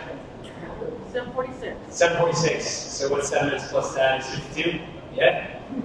No? 53? Yeah? Cool. Alright, at 53 we'll go through our last group of presenters. So take another 7-minute break, stretch your legs, yell, talk to people. When we come back, we'll finish everything up.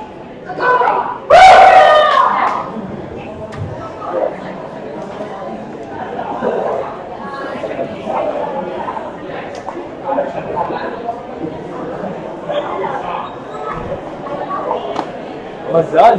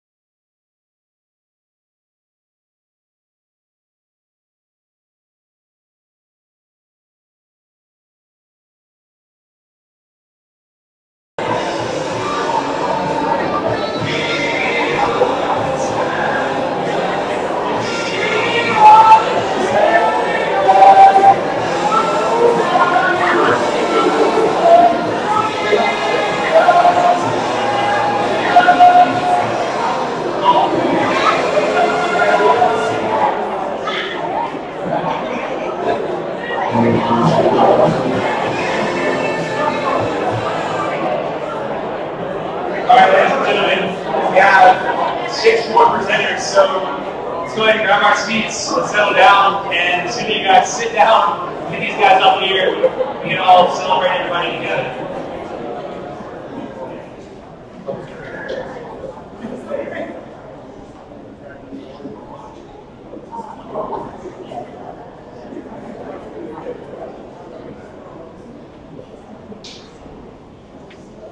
Yeah, we'll wait on you, Adrian. Whenever you're ready to stop talking, we'll wait on you. Louder! Okay. So, we've seen a lot of great presenters here, but I would like to say that not many of them could hang with the likes of Andrew. Give it up for Andrew. Come on! Come on! That's a good one! Let's see it.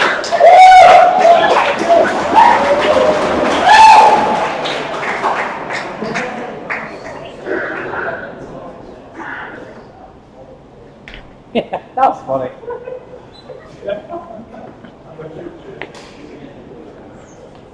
All right, good evening, everyone, especially my family watching my live stream. My name is Andrew Smith, and today I'd like to present to you my Capstone project using the Unity game engine to develop a video game. So a little bit about me first. I am a web developer. I have been an avid gamer since my early childhood, starting all the way back on the original Nintendo Entertainment System and Sega Genesis, moving all the way up to the current generation, and especially the PC Master Race. I've always been an avid fan of storytelling, whether that be through the medium of books or movies, tabletop role-playing games, as well as video games, obviously. I also enjoy a bit of an extreme lifestyle, like James just said there, including suspension and body modification, but we don't exactly have time to go into that today. So let's move on, shall we? So the problem I saw is I wanted a fun learning experience for myself, as well as showing off my skills as a developer. I also saw that the current generation of kids and even young adults have missed out on that classic experience of the storytelling elements of classic JRPGs. Things such as the Final Fantasy series, Earthbound, Dragon Quest, and Chrono Trigger. These games, though not graphically intense, are very rich in their storytelling. I feel like today's current RPGs are too heavy on the visual noise and less about the storytelling elements. So with that, I'm going to go ahead and present to you my demo for Legends of Limera.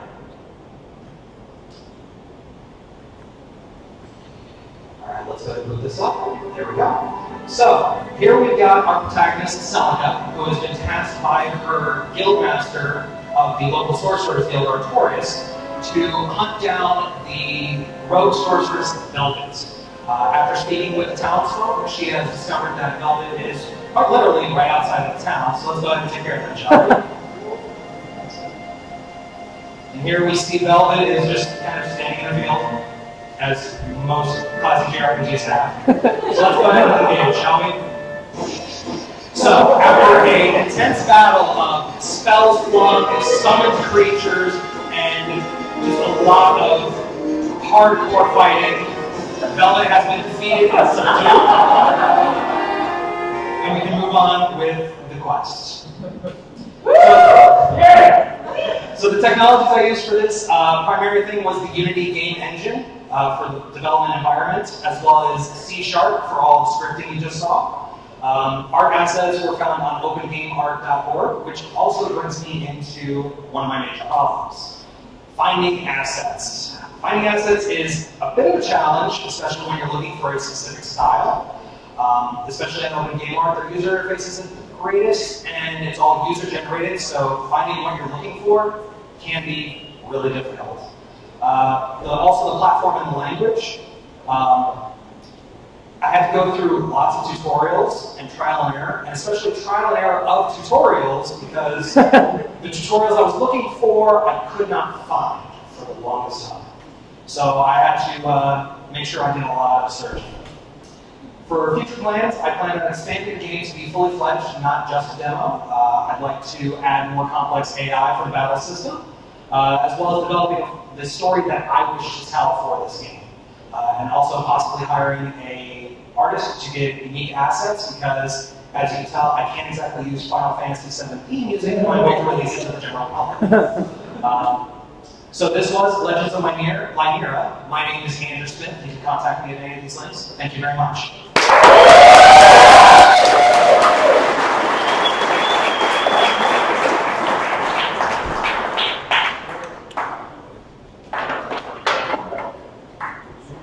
Awesome. We're on our way down the home stretch here. The next presenter is another great individual that everybody's come before him. You get to know him as Sean, but I know him as Sean Black and Yellow Blackburger. Give it up. Yeah!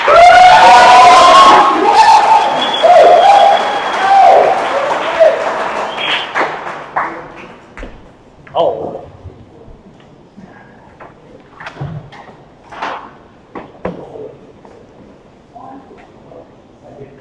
What's that magic dongle?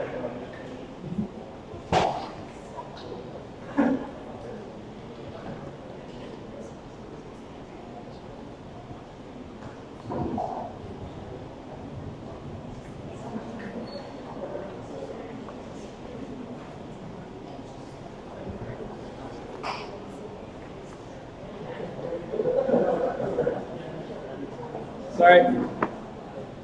So we got, give it a little jiggle.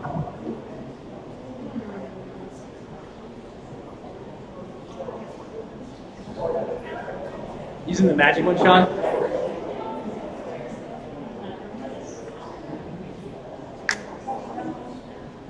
There you go.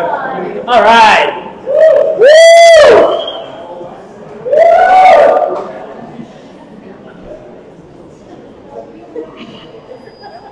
All right, that's what we're going to do today. My name is Sean Blackburger. I'm going to talk to you guys today about my application menu sorter, but first a little bit about myself. I'm native of Pittsburgh, Pennsylvania. Before I decided to become a web developer, I spent 6 years in the United States Navy as an airline linguist. My interests right now in development revolve around the JavaScript ecosystem and open source development. So I love food.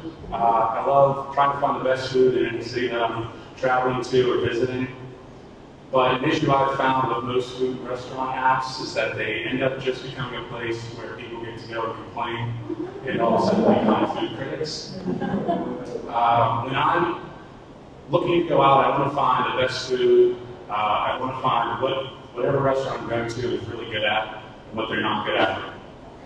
So the solution I thought of was to build an application where you can view restaurants and menus in an orderly fashion based on what this restaurant does well and what I should probably stay away from.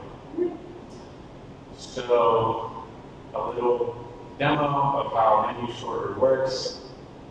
A user can log on using their Google account. They can look at restaurants that they're near, check out those restaurants, try some food. They can add their input by voting on what they liked, what they didn't like. They can add items that they want to check out maybe next time they go and save those to their profile.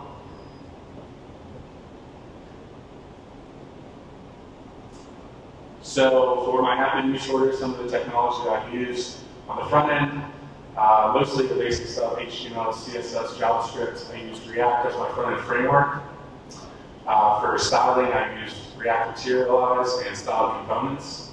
On the back end, I used Node.js and Express, as well as a MongoDB NoSQL database. Instead of using REST, I decided to build a GraphQL API. So some of the challenges I encountered along the way, the biggest one is time. 10 days isn't a lot of time to build a full stack application. Also styling, React styling, there's a lot of opinions out there. What's the best way to do it? What should you use? Whether it's inline styling, CSS and JavaScript, or one of the 100 UI libraries. So finding out what works for you, what you like, is a bit of a challenge. Also, I decided to use a GraphQL API, which is a different paradigm, different methodology from REST. So starting to think about things differently was a little bit A little bit of a challenge, but once you get the hang of it, it's an awesome technology. For future implementations, I want to add more robust searching and filtering options. I want to have polls where users can vote on restaurants and what foods they do best, and hopefully photo albums that users can upload for each item. So that was an application menu sorter. If anybody wants to get in contact with me or check out other projects I've built, you can go to the links here or talk to me afterwards. Thank you.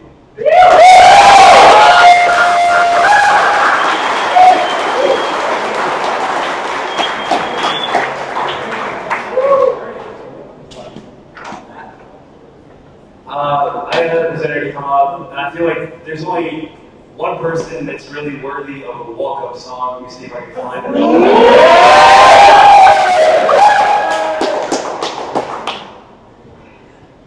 Sing it.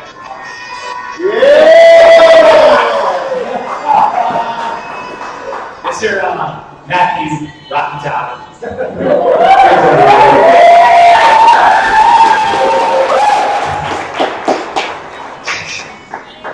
Yeah, check.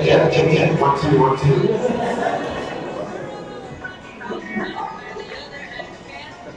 Let it play. I got it, man, I got it. In case y'all don't know, that is the fight song of Tennessee Volunteers. Feels like 98. Woo!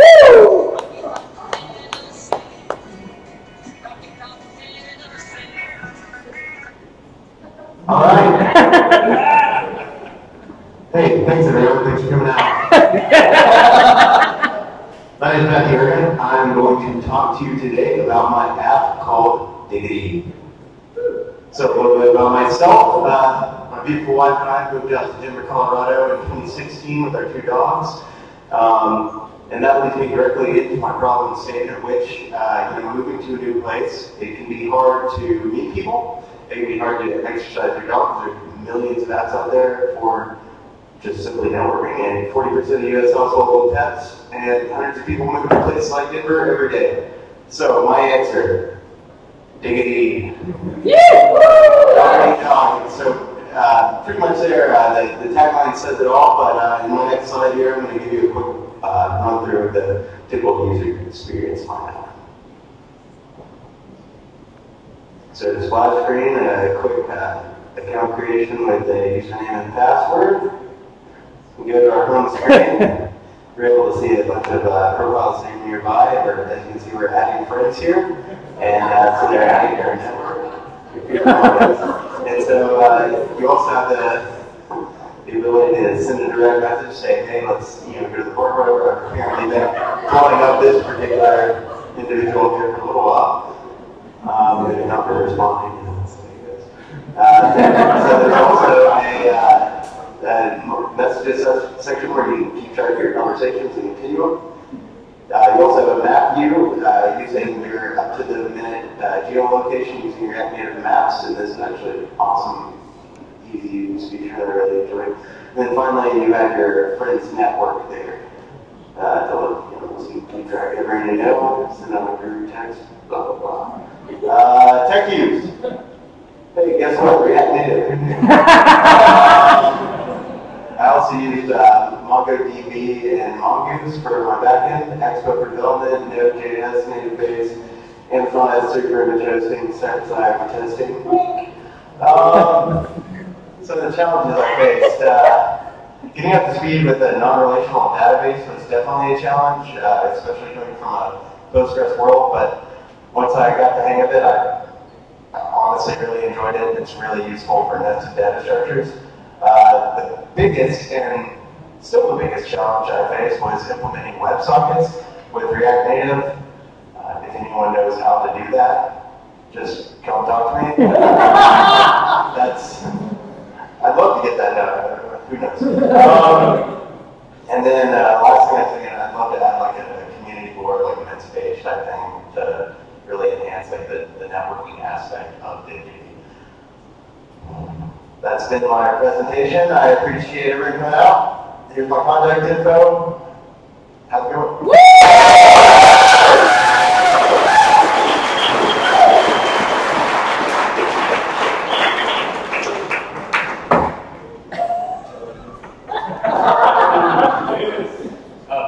Okay, I got this thing.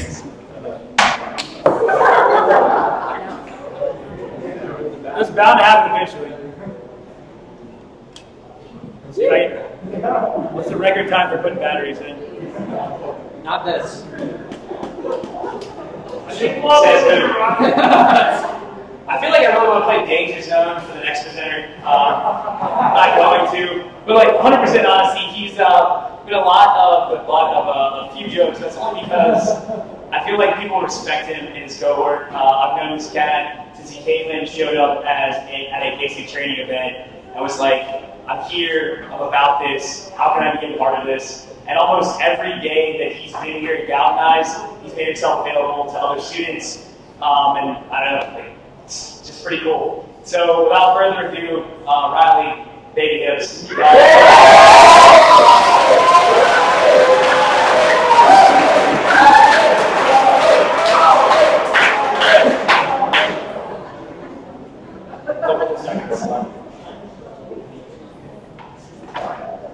No, don't put it back. No.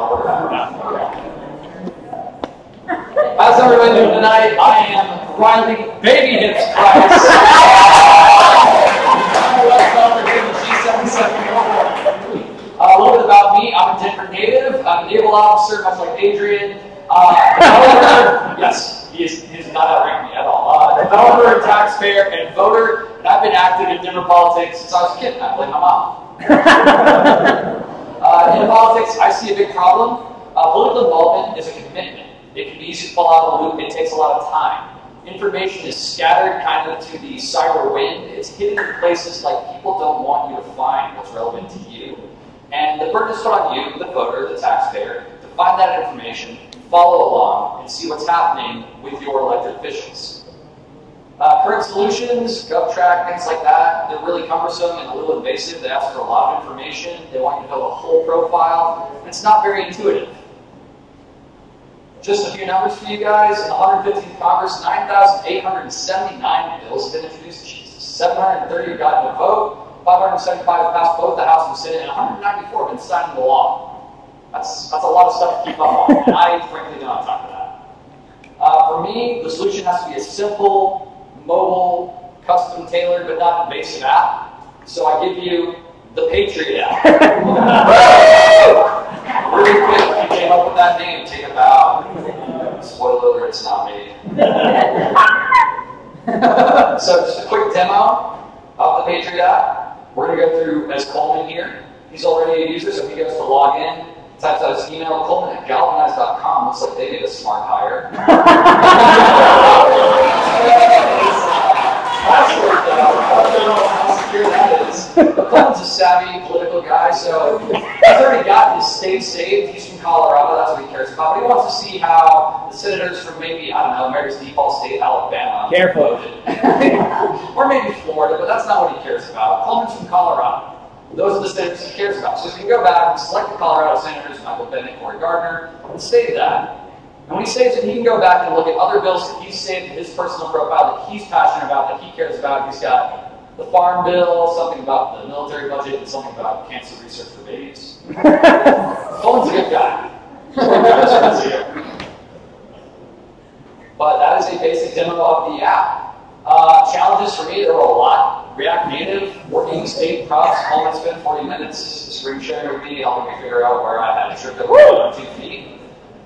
Data structure, I use the ProPublica API, and it's dense and vast and really nonsensical. I don't know who made it. And then user interface is not my specialty, so if it's yours, maybe help me make mine better.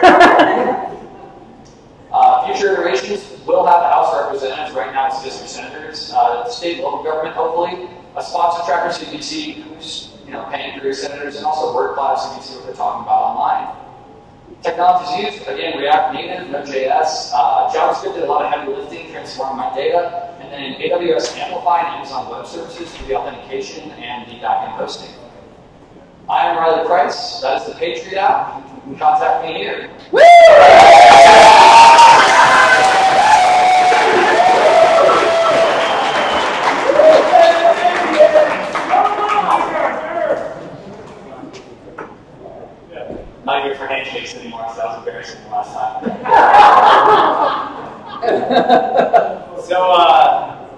The next presenter, again, I could say I feel like almost the exact same thing about everybody that comes under G77. They're kind, they're intelligent, they go above and beyond. Orlando took the day-to-day, making himself look great for all of y'all.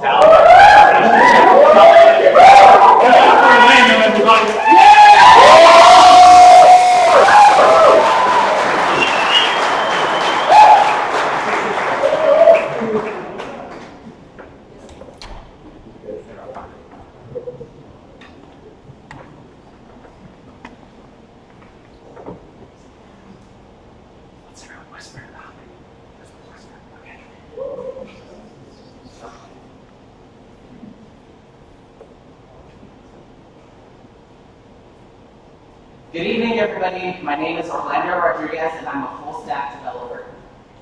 To start off, a little bit about me. Last year, I graduated with a degree in integrated physiology from the University of Colorado Boulder. That didn't turn out as well as anticipated, so I showed up at Galvanize here in January.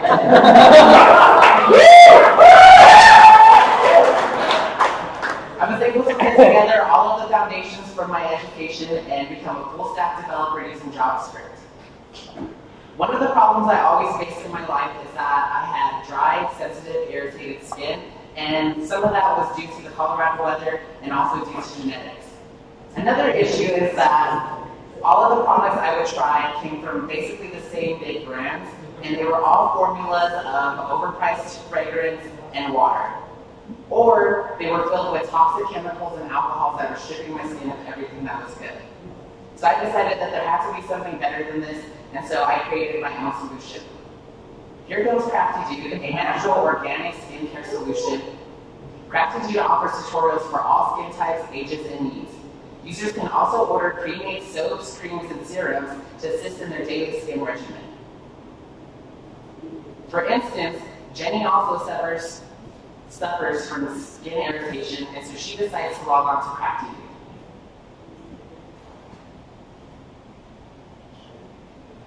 Once she's there, she can either sign up for a user account or she can sign into an existing account. She decides that she's going to skip this step and go straight to the soap. She loves peppermint soap, and she checks the ingredients to make sure they're compatible with her skin type. She adds it to her cart and then looks at it. In her cart, she's able to verify the subtotal and the quantity and then check out securely. She adds in her details so she receives an emailed receipt and also her shipping address so that way I can send it to her. She pays using Stripe checkout, and it also sends me a notification that this is done and that I should send off the item to Jenny. She receives a success message and the order is on her way. This was one of the most difficult projects I've worked on at Galvanize and also one of the most thrilling projects. It required a lot of tools and technologies and dependencies. My main tool for this was Molten and Next. Molten took care of the store inventory and the customer authentication. Next also took care of routing between pages and made sure that it stayed a single page app. Because it's a React app, I had some difficulty getting the My Account page for the users to load, so in the future I'd like to fix that and give them the ability to look at all of the previous orders. I'd also like to have a one-to-one feedback with all of my customers and have them share their experience with me. I'd also like them to be able to favorite their favorite products and favorite articles so that way they can come back and enjoy those every time. I'd also like them to share it with all of their friends and family. This has been Crafty Dude, a natural skincare solution. My name is Orlando Rodriguez, and thank you for your time.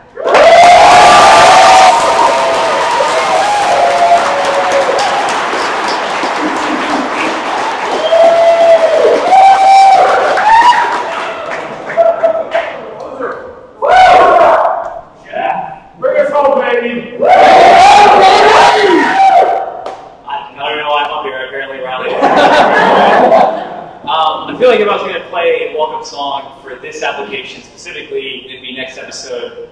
But like, again, real talk.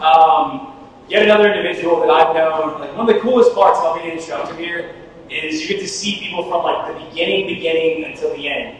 Jeff showed up at the Learn to Code, like a bunch of them, the basic trainings as well as the JavaScript Accelerated. This dude was down here day in and day out Wednesday nights, Saturday days, like all through the weeks. Like he's worked his ass off to get to where he is now. Not just 6 months, 8 months down the road, he's been putting in the work. So it's like my honor and privilege, really last but truly not least. Give it up for Jeff and Noah.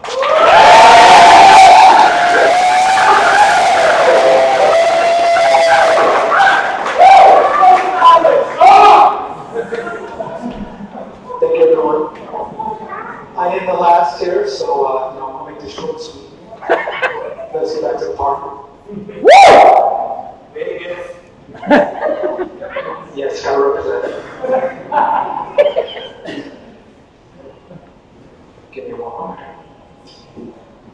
So imagine, very quickly here, a world where you can have all your cannabis needs just delivered right to your home. Right? By simply asking Alexa, please deliver such and such. And it just shows up right at your door. This is what I've come up with Heirloom Life and Think on Demand. So I am Jeff Noah. I'm a cannabis entrepreneur and the creator of Heirloom Life. It's a cannabis third-party delivery skill based on the Amazon Alexa.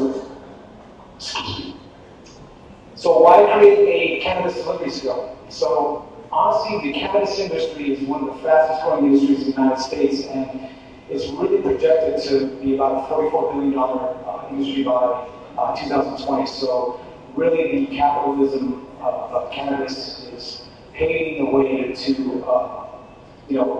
having full legalization of cannabis throughout the United States very, very soon. I also see many problems with people with disabilities and medical needs that maybe they can't get their cannabis delivered directly to them. This would be an option for them to just have simply asking Alexa to have whatever they need just delivered right to their home. Also, anybody that's partaking a little bit too much in their cannabis experience, keep them off the road. Go into the dispensary down the street. Just have it delivered to the door. I mean, they can do it with alcohol. Why not cannabis? Right. So really, just my goal is to make the process of choosing what are your cannabis. That's right. This is what you got to do. And it all works with Alexa. Just ask Alexa. She knows all. This is the future. So how it works? Simply, ask Alexa to open Heirloom Life on any of your Alexa-enabled devices. Go through the responsive speech prompts, make your order, sit back and relax, and then after a little something fun while you're hanging out, it's a cannabis fact, so you can just, it's called a day fact. So you can just simply ask Alexa the day of the day fact, so whatever you want to do. And let's give it a try. Hold on one second.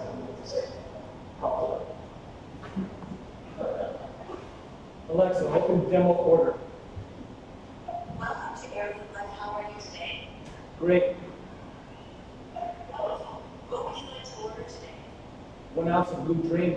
Wonderful. What would you like to order today? 1 ounce of Blue Dream. Wonderful. What would you like to order? She's not cooperating. 1 ounce of Blue Dream. Thank you. There we go. Wonderful. Thank you, Alexa. Give me a dang fact. Here's your fact. 160 plus million people in the world use cannabis. Thank you.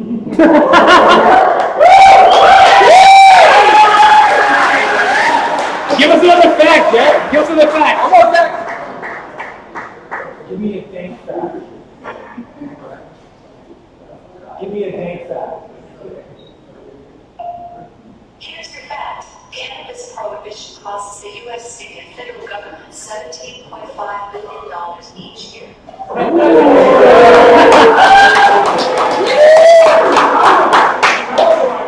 Isn't that amazing? He wasn't! So future implementations are going to be an iOS interface, a full app that's going to be basically able to log your whatever you order and see how long it's going to take to be delivered as well. Some of the technologies I used were Amazon Web Service, the Alexa development tools, Amazon DB, which is the back end, a little bit of React Native, and Sketch, which is a great kind of a front end designing program for all apps as well. And thank you very much. It's been a pleasure.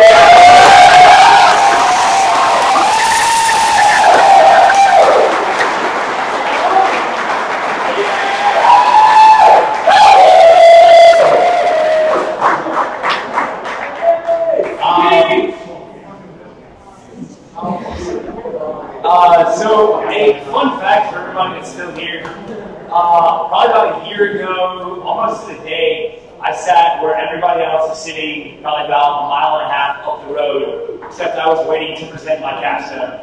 I could not ever have imagined in a bajillion, billion, bajillion years that I have like the honor and the privilege to stand up here and introduce such amazing individuals. I cannot express to you guys how honored I am to be able to stand up here and just represent people that put their lives on hold for 6 months. Fathers, veterans, just honestly like overall great people. These people have worked their asses off to be where they are now, and they deserve every ounce of your admiration and respect. So just like one more time, give it up to G77.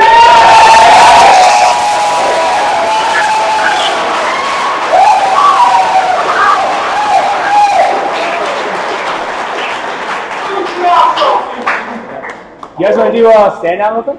Yeah!